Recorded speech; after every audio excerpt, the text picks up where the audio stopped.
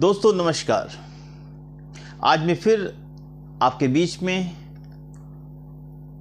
उन खबरों को लेके हाजिर हुआ हूं जो पूरे दिन चर्चा का विषय बने रहे। पार्लियामेंट से लेके आज तक लाख चाहने के बावजूद खबरों में राहुल गांधी किसी न किसी रूप में अपनी मौजूदगी दर्ज करा रहे हैं। लोकसभा के अंदर प्रधानमंत्री मोदी जी ने एक वाकया सुनाया था, निशाना राहुल गांधी थे बाल बुद्धि का। यानी कि पार्लियामेंट में जो भी एक्टिविटीज राहुल गांधी की थी उसको बाल बुद्धि से जोड़ा था। ये बालक बुद्धि रूपी राहुल गांधी ने आज पार्लियामेंट के बाहर भी सिद्ध किया कि उनकी जो कार्यशैली है वो तीव्र बुद्धि का आगाज करा रही है। आपके जहन में आएगा कि पार्लियामेंट बंद है, अब क्या? जी हाँ मित्रों, आज 13 विधानसभा के उपचुनाव के परिणाम आए। 13 और 13 विधानसभा के चुनाव में मात्र दो सीट भारतीय जनता पार्टी जीत पाई। एक सीट पे निर्दलीय जीता, जो बिहार की सीट थी जहां पे जेडीयू भाजपा का गठबंधन था, वो सीट हारी। 10 सीटें राहुल गांधी के नेतृत्व वाली इंडिया गठबंधन ने जीती। आप समझ सकते हैं कि जो ग्राफ तेजी से बढ़ रहा है और जिनका ग्राफ तेजी से कम हो रहा है, ये क्या एहसास करा रहा है? ये बालक बुद्धि वाला राहुल गांधी शायद तीव्र बुद्धि वाला राहुल गांधी ऐसा एहसास करा रहा है। अब देखिए चुनाव परिणाम, अगर इस 13 सीटों में हम सिर्फ भाजपा और कांग्रेस की बात कर लें, सबको हटा दीजिए। प्रधानमंत्री ने लोकसभा में एक बयान दिया था, जब कांग्रेस काफी खुश थी, होना भी चाहिए था, 99 सीट पाई थी पार्लियामेंट के इलेक्शन में, तो मोदी जी ने पार्लियामेंट के अंदर कहा था कि जो लोग इतनी खुशी मना रहे हैं वो ये लोगों को बताना भूल गए, उनको एहसास नहीं कि 99 नंबर जो आया है आपका वो 100 में नहीं आया है, 543 से 542 में आया है, जिसको फेल कहा जाता है। और आप 99 में खुशी जाहिर कर रहे हैं। आज क्या हुआ? कुछ दिनों में सब कुछ करवट बदल गई। आज 13 सीटों का जो परिणाम आया है उससे मात्र 2 सीट भाजपा जीती है, जिसको फेल कहा जाता है, और इंडिया गठबंधन उन 13 में से 10 सीटें जीती हैं, जिसको फर्स्ट क्लास नंबर कहे जाते हैं।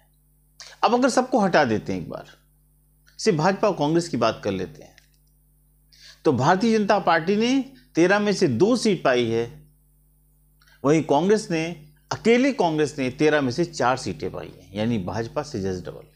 हम यहां पे एक बात और बताना चाहेंगे, जो मध्य प्रदेश की एक सीट का उपचुनाव था, वो लास्ट राउंड के पहले तक कांग्रेस लगातार वहां पे लीड कर रही थी। लास्ट राउंड में क्या हुआ? भाजपा जीत गई, ऐसा सूत्र बता रहे हैं कि वहां पे शायद रिकाउंटिंग की डिमांड भी की गई है, क्योंकि लगातार कांग्रेस वहां लीड कर रही थी। 13 में 5 सीटों का शुरू से ही पैमाना आ रहा था, बाद में 4 हो गया। इसका मतलब बहुत साफ है कि कांग्रेस बहुत तेजी से आम जनमानस के बीच में अपना जनाधार बढ़ा रही है, और भाजपा लगातार अपना जनाधार खो रही है, या कहिए कि लोगों का विश्वास उस पर कम होता जा रहा है। अब अकेले अगर देखिए, वेस्ट बंगाल की 4 सीटें चारों टीएमसी जीत गई, पंजाब की 1 सीट आपने जीत ली, हिमाचल की 3 सीट में जहां पे अभी मुख्यमंत्री को हटाना विधायकों का लंबा खेल हुआ है लोकसभा चुनाव के पहले, वहां पे 3 में से 2 सीट कांग्रेस जीत गई। वहीं अगर जो बिहार की रुपौली सीट थी, वहां ना भाजपा जीत पाई, ना जेडीयू जीत पाई, ना आरजेडी जीत पाई, वहां एक इंडिपेंडेंट कैंडिडेट चुनाव जीत गया। एमपी की 1 सीट थी, मैंने अभी जिक्र किया था, भाजपा जीत गई, और तमिलनाडु की 1 सीट थी जो डीएमके जीत गई। ये जो 13 सीट के परिणाम हैं, निश्चित रूप से जो राजनीतिक दल हैं उनके लिए समय समय उनकी तैयारी कितनी कम है कितनी ज़्यादा है, वो जनता के बीच में उनकी पैठ कितनी बढ़ी है कितनी कम हुई, इस बात का एहसास कराते हैं। इसमें कोई शक नहीं है कि भारतीय जनता पार्टी का ग्राफ जिस तरह से डगमगा रहा है वो आने वाले समय के लिए बहुत अच्छा नहीं है। अब इस के अंदर एक बहुत खास बात है। खास बात क्या है? खास बात यह है कि भारतीय जनता पार्टी ने और उसके नेता लाल कृष्ण आडवाणी ने जिस रथ यात्रा से भारतीय जनता पार्टी की फाउंडेशन को जमीन से मजबूत किया था और 3 सीट से शुरुआत करने वाली भारतीय जनता पार्टी 303 तक पहुंची,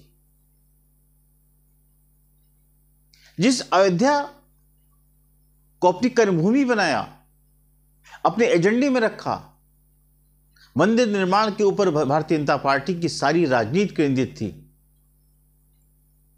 ऐसा वक्त आया कि भाजपा वही राम की मर्यादा राम की सीट हार गई, राम का आशीर्वाद नहीं ले पाई। मर्यादा पुरुषोत्तम राम जिसके बल पे आपने पूरी राजनीति की कवायद की, वो सीट आप हार गए।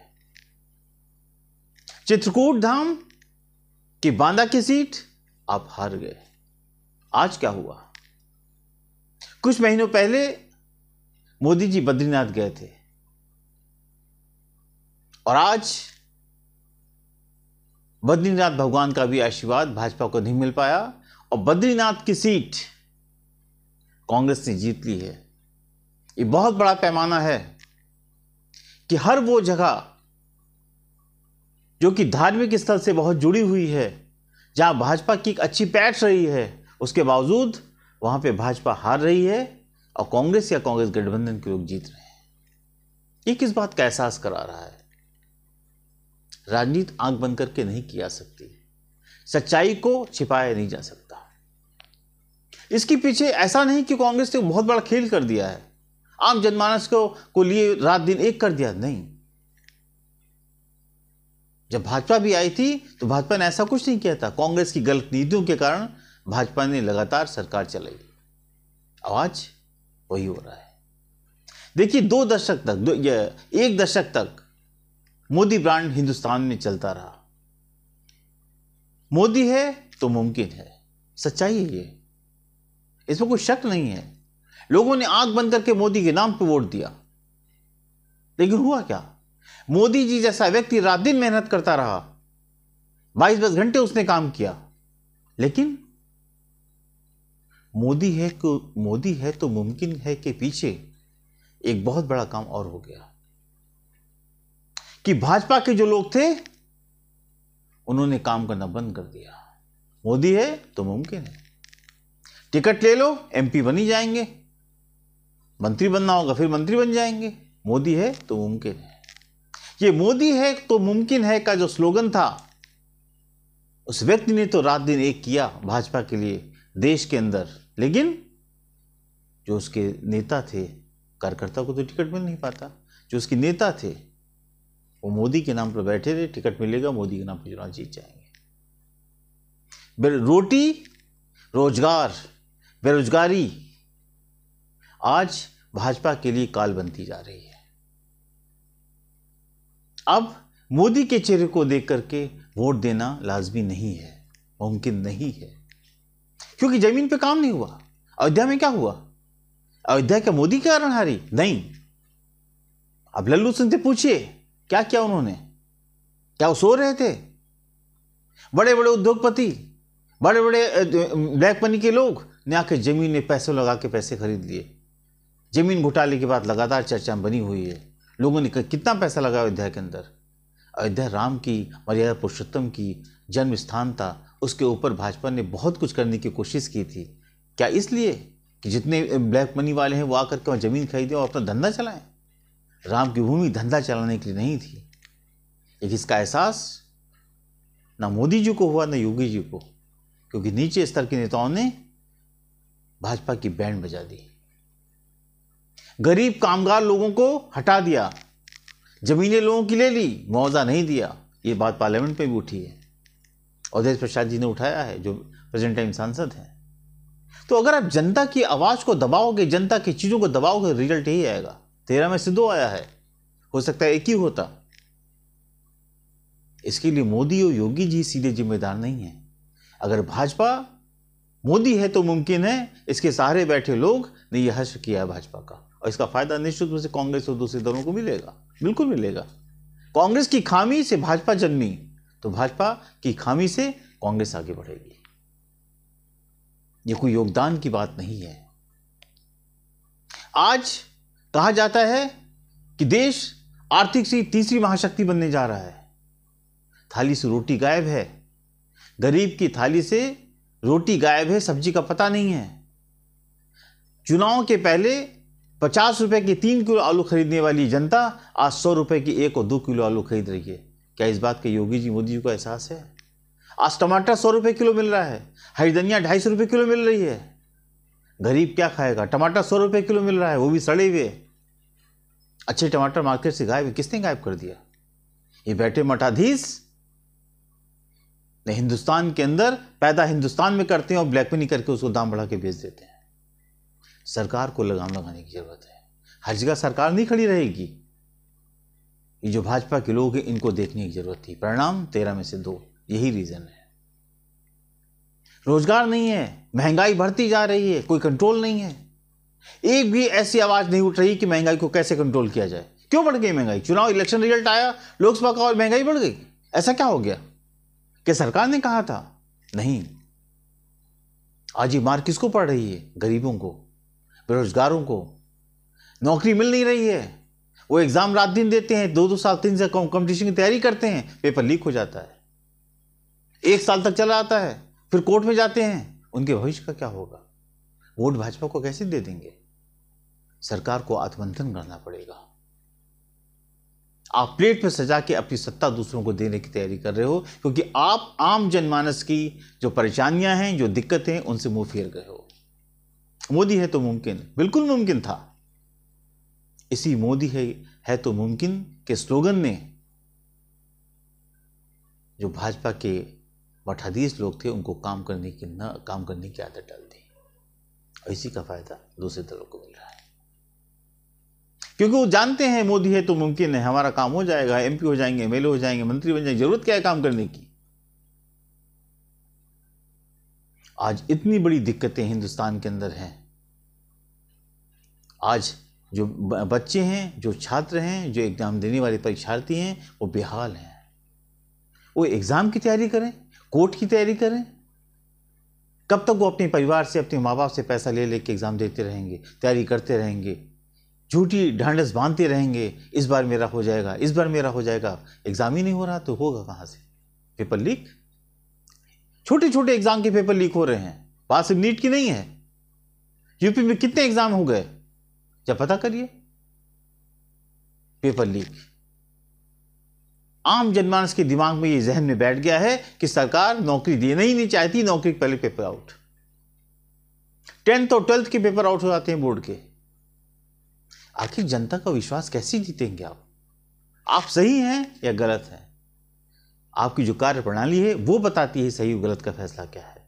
आज जनता बेहाल हो चुकी है, जनता के पास सोचने कुछ बचा नहीं, आम जनमानस परेशान है। ये सरकार की जिम्मेदारी है।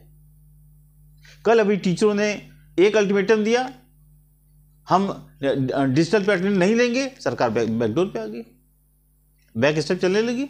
बात करिए, ये क्या करिए? पूरे एजुकेशन सिस्टम को बर्बाद करके टीचरों ने कहां लाके खड़ा कर दिया है, और सरकार ने एक सही फैसला लिया, फिर बैकफुट पे आना शुरू हो गई। आप ऐसे डरेंगे तो ये देश नहीं चल सकता। आज बेसिक और प्राथमिक की स्थिति क्या है, जाके जब गांव में तलाशिए, क्या टीचर पढ़ा रहे हैं, कितने पैसे जा रहे हैं, और इन पैसों का हो क्या रहा है। ये बीए से, ये एबी से, ये प्रधान, ये हेडमास्टर, जिन योजनाओं के बीच में ये पड़े हुए हैं, उन योजनाओं का क्या हाल है। सरकार को चाहिए कि प्राइवेट एजेंसी, सरकार की अलग एजेंसी से सारे काम कराए, ना उसमें बीएससी को पैसा दे, ना एबीएससी को पैसा दे, और ना प्रधान को उसमें बीच में डालें। सरकार की योजनाएं आधे पैसे में पूरी हो सकती हैं।